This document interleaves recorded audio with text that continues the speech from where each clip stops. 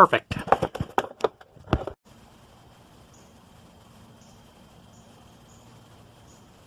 Hello, thanks for joining me. Here it is, the end of August, and it's really quite green, lush. Normally we have a late summer drought that takes hold and things start to die off and turn brown and mosquito levels start to drop.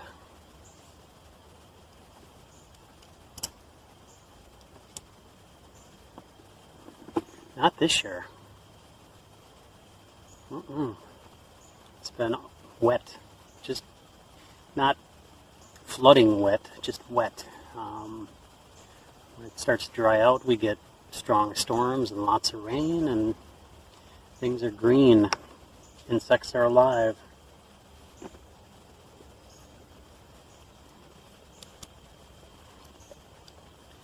I'm waiting for fall.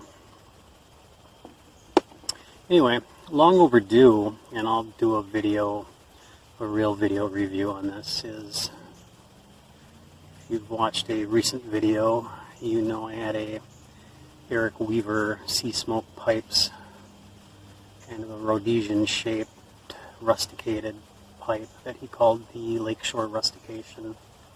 And in that video I had asked him, if you ever come across a nice piece of briar with some flame grain pretty much all around the bowl, keep me in mind for a smooth version of that rusticated pipe. Take the softy bit off. Light is in the forest here is kind of shadowed. So anyway, it's a red Cumberland stem, primarily red with some black streaking in it. Looks sort of like jasper with iron formation in it.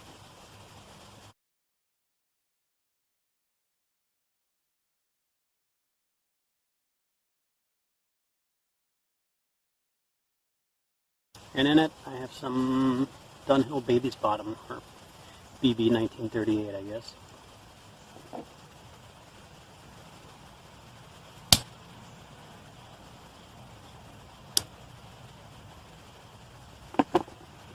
Coming to the end of the 1938. So anyway, I'll do a full review of this pipe at some point, but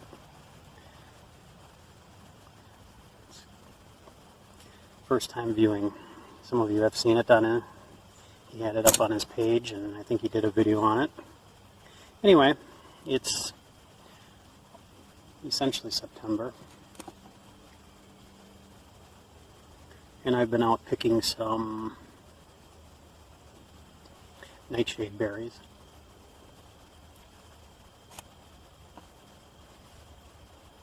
And they are delicious. They're sweet. They taste like a tomato, closely related to a tomato.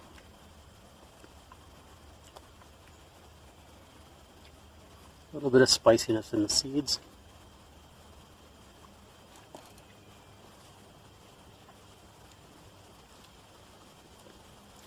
Delicious.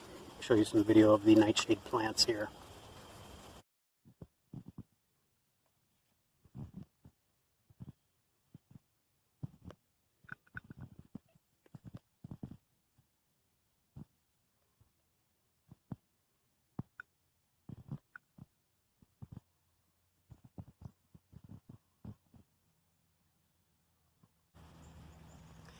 Yep, nightshade.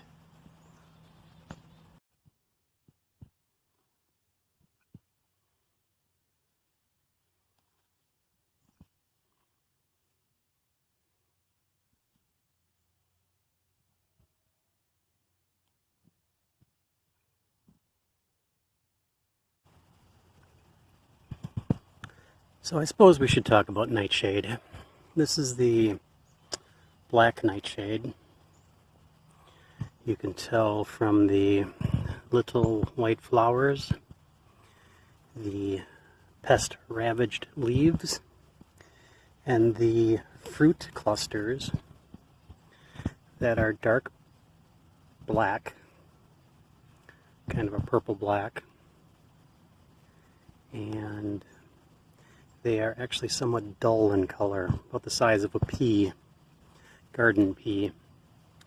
Anyway, it's not to be confused with the Bittersweet Nightshade. That is the Black Nightshade, is not to be confused with its cousin, the Bittersweet Nightshade, which is more of a trailing vine than it is an upright plant. The Bittersweet Nightshade, which has red berries, bright red berries. You want to stay away from those. We find a black one here. You can see the small green calyx over the top. The calyx is generally no larger than the fruit. So if the calyx is larger than that and the fruit tends to be glossy, you're probably looking at belladonna, the Deadly Nightshade, which for those of you in Europe, that may be a concern. Here, I've never seen the plant. So, continue picking some of these. I'll be back shortly. So that is the, as I said, the Black Nightshade, which is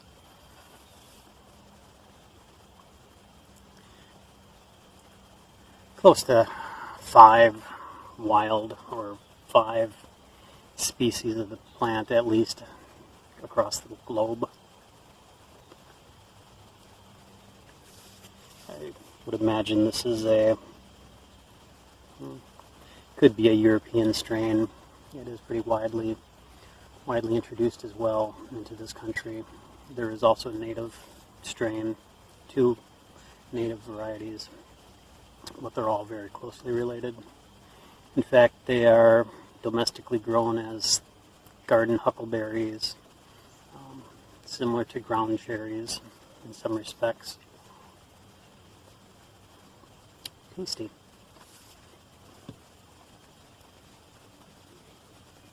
And they make a nice sauce too for on top of meat, so I may take these back, clean them up, mash them, and then serve them with some pork chops. So it's been a while since the last video went up. It's been a long summer.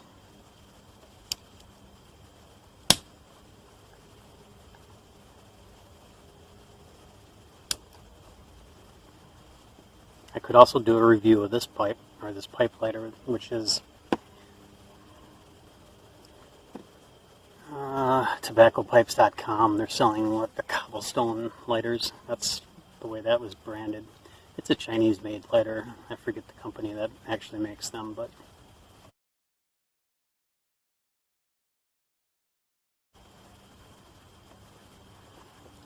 $12 lighter. It's pretty solid. It had some issues with the spring in it.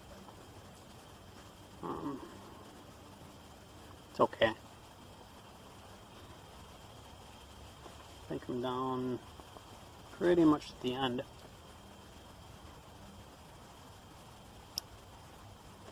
I'm not a real fan of the onboard tamper, simply because I'd rather have the extra gas,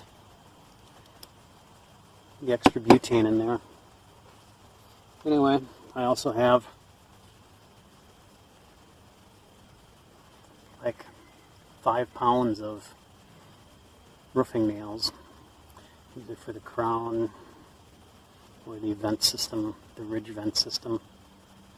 What is that, 2.5 inches? That tamper works just well.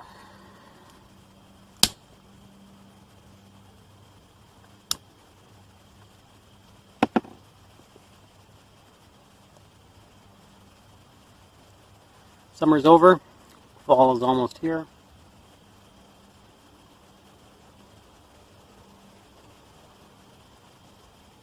Can't wait for the first frost and the mosquitoes to die off. Hopefully we get some nice post-freeze weather.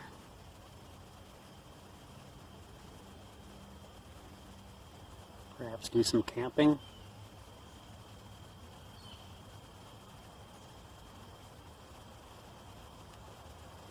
It'll be interesting without any dogs afield this year. Bird hunting may or may not happen. I haven't yet decided whether to buy a license. probably will just to buy it.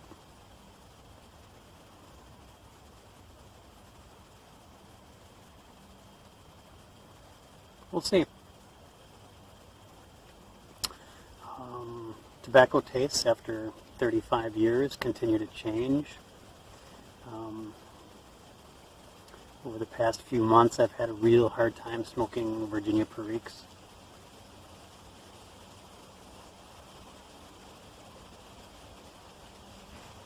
Perique now seems like a perfectly nasty way to ruin good Virginia tobaccos.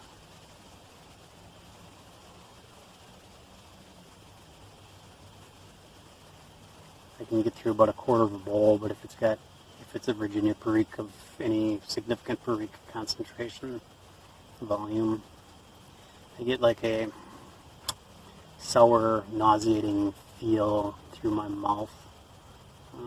It's just not pleasant, so I've been going through my cellar and giving tins away.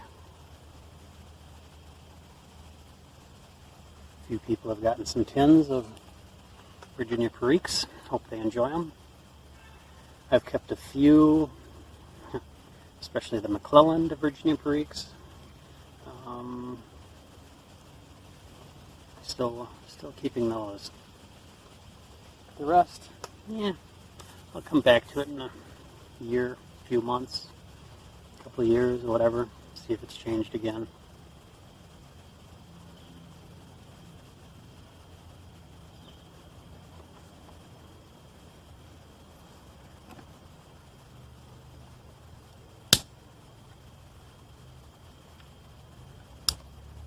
I'm trying to slowly smoke this one down all the way to the heel, to the bottom of the bowl.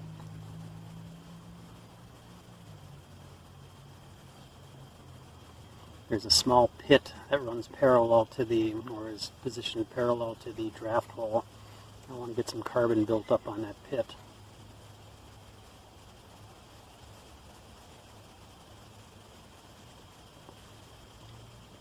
And right where it's located, it's hard to build cake at the very bottom of the bowl.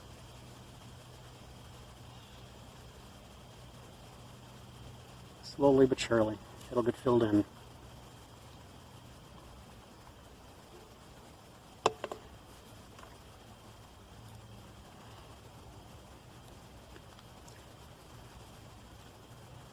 So that's about it. Hope you are doing well, enjoying the last days of summer.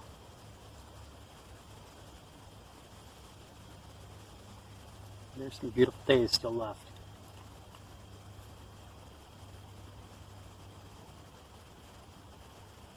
Take care, and perhaps I shall see you again.